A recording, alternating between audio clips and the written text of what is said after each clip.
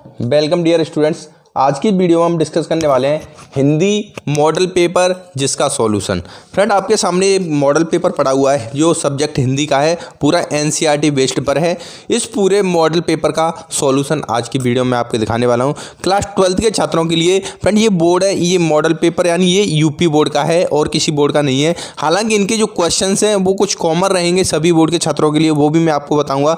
तो देखते हैं। देखिए यहाँ पर पहला क्वेश्चन है, ऑब्जेक्टिव क्वेश्चन है जो कि हिंदी गद्य साहित्य से लिए गए हैं। 100 अजान एक सुजान के लेखक कौन है? यहाँ पर 4 ऑप्शन है। भारतेंदु हरिश्चंद्र, प्रताप नारायण मिश्र, श्याम सुंदर दास, बालकृष्ण भट्ट। तो फ्रेंड 100 अजान एक सुजान ये बालकृष्ण भट्ट के द्वारा लिखा गया था। तो इसके राइटर कौन है? बालकृष्ण भट्ट। तो इसका राइट आंसर हो गया ऑप्शन नंबर 4। इसके बाद देखिए क्वेश्चन नंबर 2 में पूछा है, पांडेय बेचन शर्मा उग्र की कृति अपनी खबर किस विधा की रचना है? ये जो उग्र की कृति अपनी खबर, ये जो विधा है ये संस्मरण, आत्मकथा, जीवनी रेखा चित्र, इनमें से क्या हो सकता है? तो फ्रेंड ये है आत्मकथा। इसका ऑप्शन नंबर 2 सही है।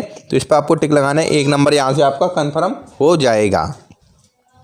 इसके बाद तीसरा क्वेश्चन है, कवि वचन सुधा, वेरी वेरी मोस्ट इंपोर्टेंट है, के संपादक कौन थे? देखिए लाल कृष्ण भट्ट, भारतेंदु हरिश्चंद्र या प्रताप नारायण मिश्र या बद्री नारायण चौधरी प्रेमगन।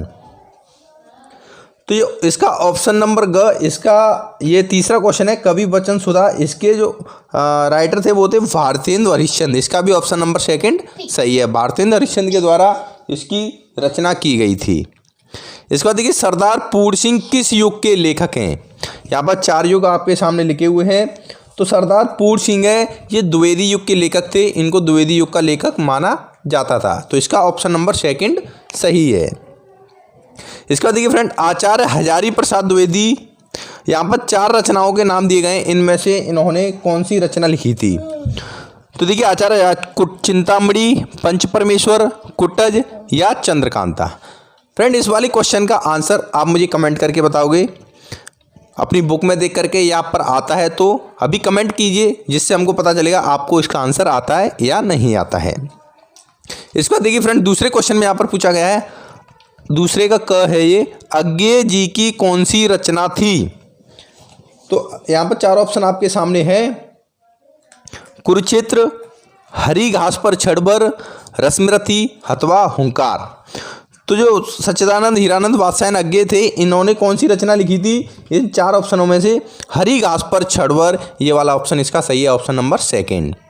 इसके बाद ये ख क्वेश्चन है, रीत मुक्त कवि है। 4 ऑप्शन है यहाँ पर आपके सामने, बिहारी, भूषण, केशव और घनानंद।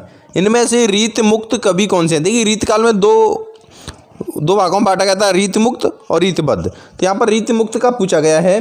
तो इनमें से जो घनानंद हैं ये रीत मुक्त के कवि हैं। देखिए तीसरा क्वेश्चन है, हिंदी साहित्य के किस काल को पूर्व मध्यकाल कहा जाता है? 4 ऑप्शन है फ्रेंड। देखिए ये जो हिंदी काव्य का साहित्य, हिंदी गद्य साहित्य का इतिहास है, इनके जितने भी इंपॉर्टेंट क्वेश्चन है वो मैंने प्रोवाइड आपको करा दिया है। उन्हीं में से ये सारे के सारे क्वेश्चन पूछे गए हैं। फ्रेंड अगर आपने वो वीडियोज देखे होंगे तो इनका आंसर आप आसानी से दे सकते हो। तो हिंदी साहित्य के किस काल को पूर्व मध्यकाल कहा जाता है? भक्ति काल है। देखिए इसमें भक्ति काल ऑप्शन है, ऑप्शन नंबर 2। इस काल को ही पूर्व मध्यकाल कहा जाता है। इसका टाइम टेबल भी यानी हमने बताया था कौन से सन से कौन से सन तक ये काल को बांटा गया है। इसके बाद देखिए घ क्वेश्चन है, सुमित्रानंदन पंत को ज्ञानपीठ पुरस्कार मिला था। कौन सी उन्होंने रचना लिखी थी जिस पर उन्हें को ज्ञानपीठ पुरस्कार मिला था? लोकायतन पर, कला और बूढ़ा चांद पर, चिदम्बरा पर अथवा अदिमा पर। तो इसका ऑप्शन नंबर 3 सही है, चिदम्बरा पर उनको क्या ये ज्ञानपीठ पुरस्कार दिया गया था। इसके बाद देखिए पांचवा क्वेश्चन है, कामायनी में कितनी सर्गों की संख्या है? कामायनी किसने लिखी थी? जयशंकर प्रसाद ने लिखी थी। उनमें टोटल 15 सर्ग है। तो इसका ऑप्शन नंबर 3 सही हो जाएगा, ऑप्शन 15। टोटल सर्ग कितने हैं? 15। इसका देखिए फ्रेंड यहाँ पर एक गद्यांश दिया है, इसके आपको प्रश्नों के उत्तर लिखने हैं जो कि 5 क्वेश्चन पूछे जाएंगे और 10 नंबर के रहेंगे। तो ये गद्यांश है, जन का प्रवाह अनंत होता है। फ्रेंड देखिए वीडियो के डिस्क्रिप्शन में मैं इस पूरे के पूरे पेपर का PDF डाल दूंगा। जिसको आप डाउनलोड करके क्वेश्चन जो इनके सॉल्यूशन है इनको अपनी नोटबुक में लिख करके अपना नोटबुक भी अच्छी तरीके से तैयार कर सकते हो। क्वेश्चंस काफ़ी इंपॉर्टेंट है बोर्ड परीक्षा 2021 के लिए। देखिए राष्ट्र निवासी क्वेश्चन में पूछा गया है राष्ट्र निवासी, तो यहाँ पर आपको ये समझना पड़ेगा क्वेश्चन में देखिए राष्ट्र के नाम का संबोधन हो रहा है, इससे आपको लग जाएगा ये जो पैराग्राफ लिया है कौन से पार्ट से लिया गया है, राष्ट्र का स्वरूप नामक चैप्टर से लिया गया है, जिसके राइटर हैं डॉक्टर वासुदेव शरण अग्रवाल जी। तो इस तरीके से आप इस पैराग्राफ के आंसर को कर सकते हो। इसके बाद देखिए चौथा क्वेश्चन है यहाँ पर, चौथे क्वेश्चन में देखिए दिए गए पद्यांश पर आधारित निम्नलिखित प्रश्नों के उत्तर दीजिए। ये भी 10 नंबर का यहाँ पर पूछा गया है। यहाँ पर ये पद्यांश दिया गया है और नीचे 5 क्वेश्चन पूछे गए हैं, तो इनका यहाँ पर आपको सॉल्यूशन लिखना है। तो फ्रेंड देखिए यहाँ पर ये जो पद्यांश दिया गया है, कहते आते थे यही अभी नरदेही, माता न कुमाता पुत्र कुपुत्र भले ही, अब कहें सभी यह हाय विरुद्ध विधाता, हे पुत्र पुत्र ही रहे कुमाता माता। तो ये वाला पद्यांश था, ये मैथिली शरण गुप्त के द्वारा रचित केकई का अनुताप उस वाली शीर्षक से लिया गया है।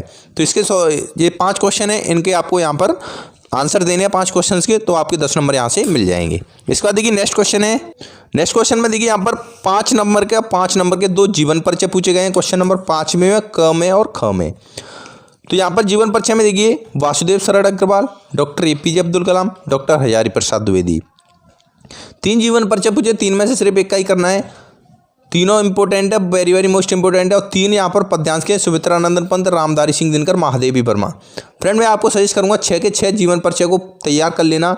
इन 6 में से 3 जीवन परिचय आपको बोर्ड परीक्षा में देखने को आराम से मिल जाएंगे। ये 6 वेरी वेरी मोस्ट इंपॉर्टेंट हैं, तो इनको जरूर तैयार कर लेना।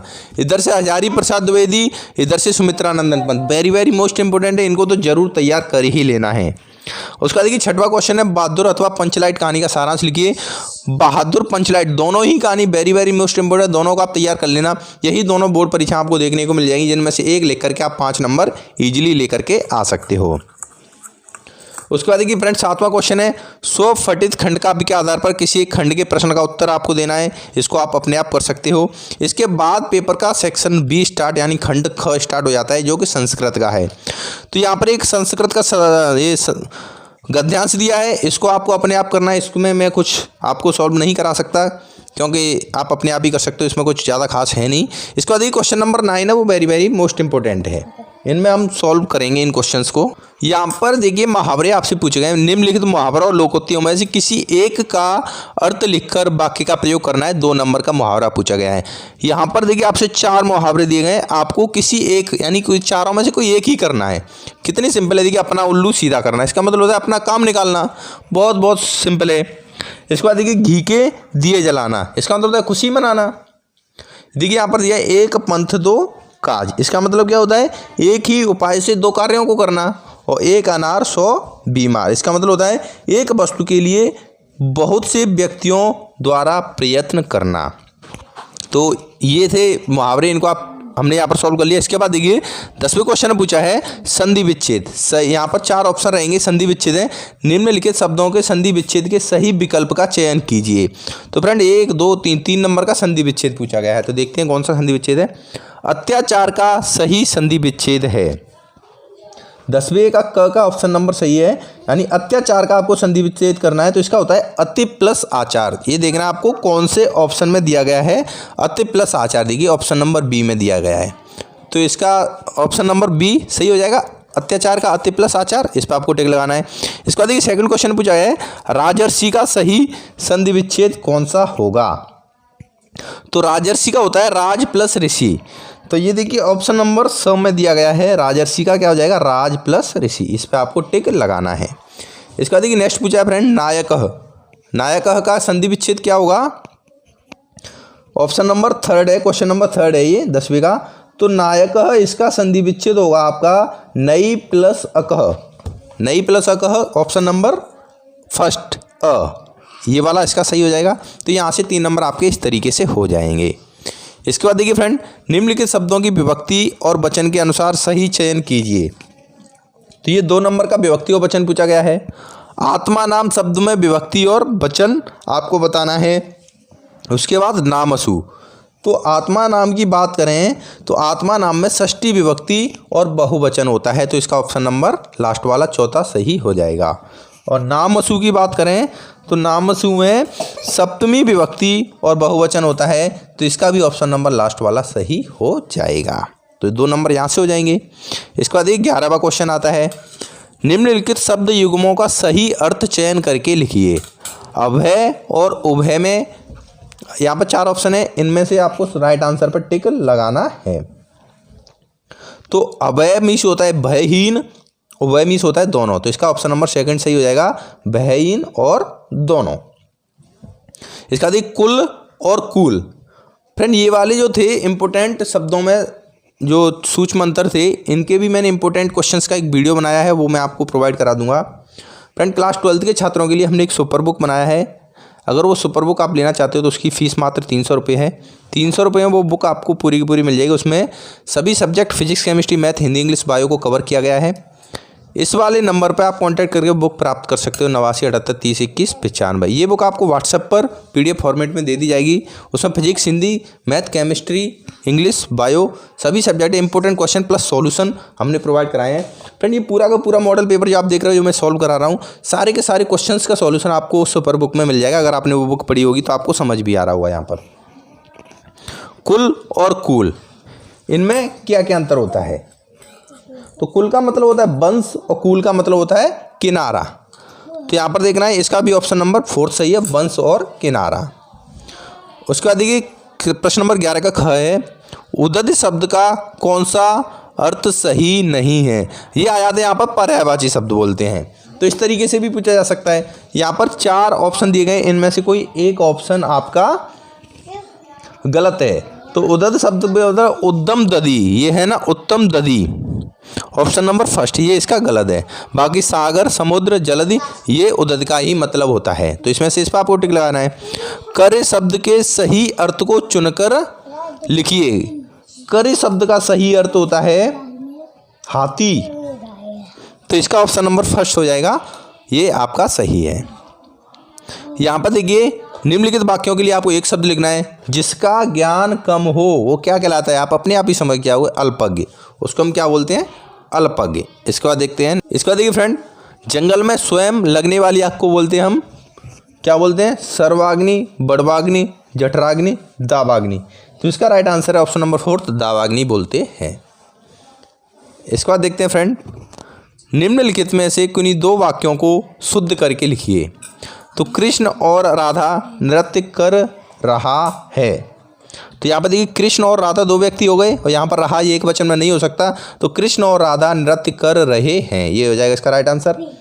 मैं कलम के साथ लिखता हूँ, तो कलम के साथ नहीं लिखते हैं, मैं कलम के द्वारा लिखता हूँ, तो ये इसका राइट आंसर हो जाएगा। अध्यापक कक्षा में पढ़ा रहा है, तो अध्यापक के लिए हमें सम्माननीय वर्ड यूज करना है, अध्यापक कक्षा में पढ़ा रहे हैं। सूर्य पूरब में निकलता था, तो इसका राइट आंसर हो जाएगा सूर्य पूरब में उगता है, निकलता नहीं है, उदय होता है। तो यहाँ पर क्या लिखना है आपको? उगता है। इस तरीके से ये वाला क्वेश्चन हो जाएगा। हास्य रस अथवा वीर रस का स्थायी भाव बताते हुए इसकी परिभाषा है और उदाहरण दीजिए, तो इनकी डेफिनेशन आपको लिखनी है। उसके बाद देखिए अनुप्रास अलंकार अथवा उत्प्रेक्षा अलंकार, इनकी आपको डेफिनेशन लिखनी है। उसके बाद देखिए सोरठा छंद अथवा कुंडलीय छंद का मात्रा सहित लक्षण, सोरठा दोहा किसे कहते हैं ये भी आप लिख सकते हो। उसके बाद एप्लीकेशन है, उसके बाद निबंध है, इनको आप अपने आप कर सकते हो। तो फ्रेंड ये था हिंदी का मॉडल पेपर। आज की इस वीडियो हमने सॉल्व किया बहुत आसान तरीके से। वीडियो के डिस्क्रिप्शन में लिंक को डाउनलोड कर लेना इस पेपर को, और इसके सॉल्यूशन का नोटबुक बना लेना, जो कि आपको रिवीजन करने में मदद करेगा बोर्ड परीक्षा 2021 की तैयारी में। धन्यवाद दोस्तों।